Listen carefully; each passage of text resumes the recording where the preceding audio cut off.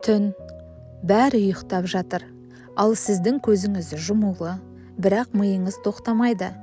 Ой, уайым, өткен күн, ертеңгі жоспар, сағатқа қарайсыз, түнгі 1, 2, 3, неге мен ұйықтай алмаймын? Денем шаршады, ал миым неге өшпейді? Бүгін осы видеода ұйқысыздықтың нақты себептерін, не ішуге болатынын және ұйықтап кетуге көмектесетін қарапайым медитацияны айтып беремін. Ұйықтай алмаудың негізгі себептері. Ұйқы ағзамызды қалпына келтіретін ең қолжетімді әрі әмбебап құрал. Сондықтан ұйқыны елеусіз қалдыруға болмайды.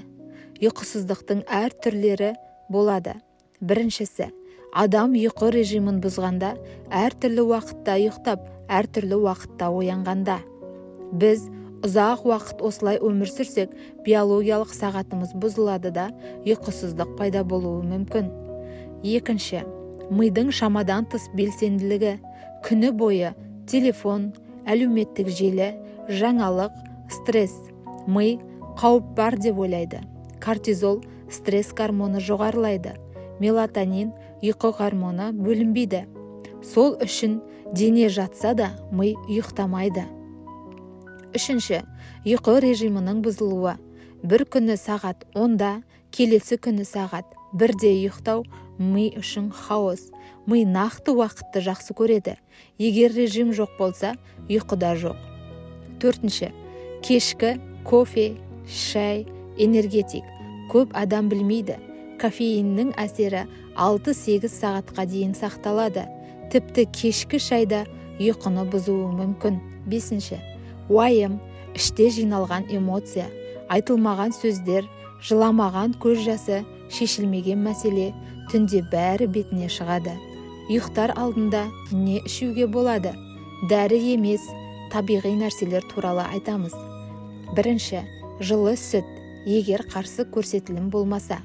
Сүтте триптофан бар, ол мелатонин түзілуіне көмектеседі. Бір кружка жылы сүт миға тыныштал деген сигнал. Екінші, түймедақ, ромашка шайы. Ғылыми түрде дәлелденген, жүйке жүйесін тыныштандырады, ұйқы сапасын жақсартады. Үшінші, магний, егер қарсы көрсетілім болмаса. Магний бұлшық етті босаңсытады, миды тыныштандырады. Бірақ дәрігермен кеңескен дұрыс. Ал мынадан бас тартыңыз. Кофе, қара шай, тәтті, телефонды төсекке алып жату. Ұйқысыздықты қалай шешуге болады?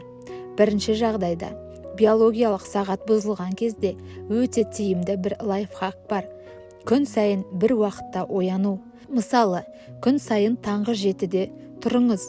Бұл жұмыс күні ме, демалыс күні ме, маңызды емес. Қай уақытта ұйықтасаңыз да, таңғы 7-де тұрыңыз.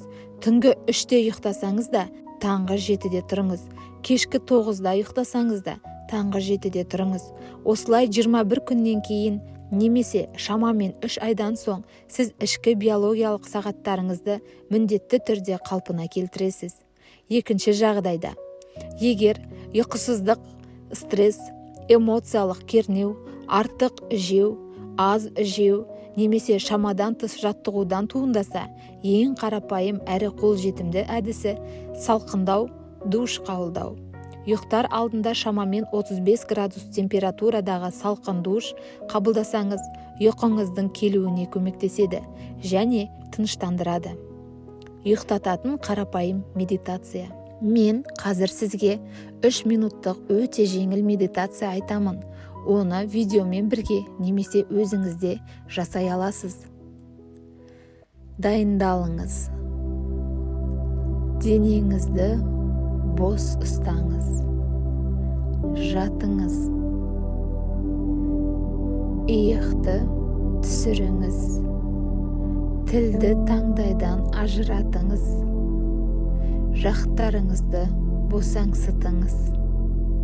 Денеңізді босаңсытыңыз. Тыныс алу. Мұрынмен терең дем алыңыз. 4 секундтай. Ішіңіз көтерілсін. Демді ұстап тұрыңыз. 4 секундтай.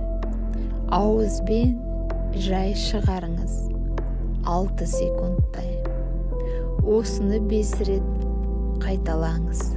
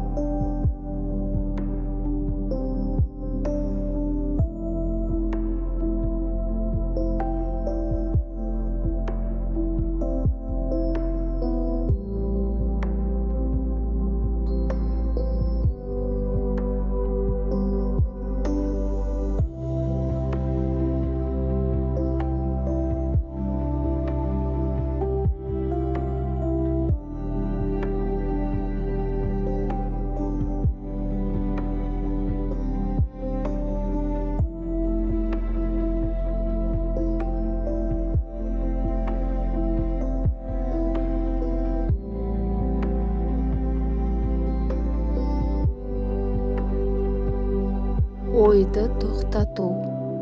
Ештеңе ойламауға тырысыңыз. Тек ойды бұлт сияқты өткізіп жіберіңіз. Өзіңізге іштей айтыңыз. Қазір мен қауіпсізбін. Мен демалып жатырмын. Ұйқы өз уақытымен келеді. Рухани тыныштық. Іштей немесе сыбырлап: «Я Алла, жүрегімді тыныштандыр, маған тыныш ұйқы нәсіп ет». Көп адам осы жерден кейін-ақ ұйықтап кетеді. Есіңізде болсын, ұйқы әлсіздіктің белгісі емес. Ұйқы мидың, жүректің, иммунитеттің қорғанысы.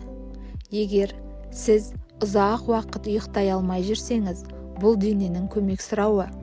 Өзіңізді кінәламаңыз, өзіңізді тыңдаңыз. Егер бұл видео сізге пайдалы болса, лайк басыңыз, пікірге ұйқым жақсарсын деп жазыңыз, және сақтап қойыңыз, түнде керек болады. Тыныш ұйқы бәріңізге нәсіп болсын.